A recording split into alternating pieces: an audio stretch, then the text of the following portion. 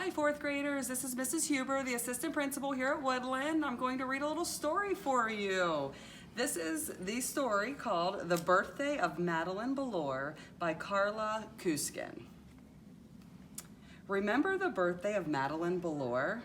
She was 9. She had had 8 great birthdays before, and each was a triumph with presents galore, cake, cookies, and singing, loud laughing, and more, all making dear Maddie feel grateful and pleasant, except for the absence of one special present.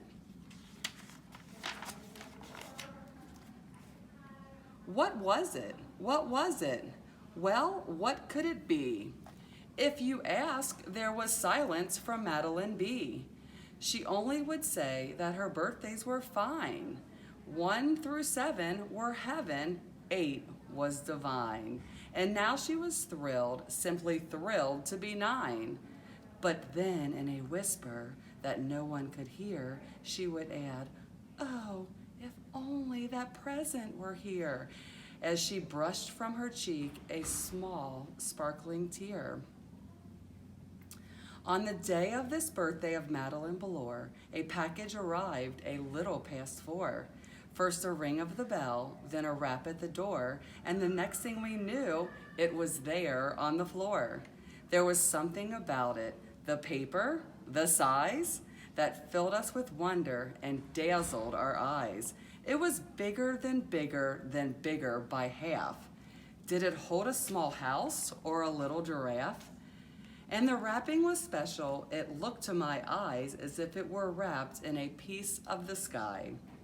First, Madeline opened a puzzle from Jess, then a bracelet from Jewel, then a sweet set of chess. She loved every gift and she thanked every giver. The arrows were perfect, she said with a quiver. She admired the old-fashioned miniature store, and at last she approached the big box on the floor. She took off the paper and opened the lid, and the strangest thing happened as soon as she did. When she opened the lid and she peered deep inside, her very brown eyes opened up very wide, and all of us leaned in to see what was there. But there wasn't a thing except an empty box of air. Madeline smiled her most magical smile. She took a deep breath and she held it for a while.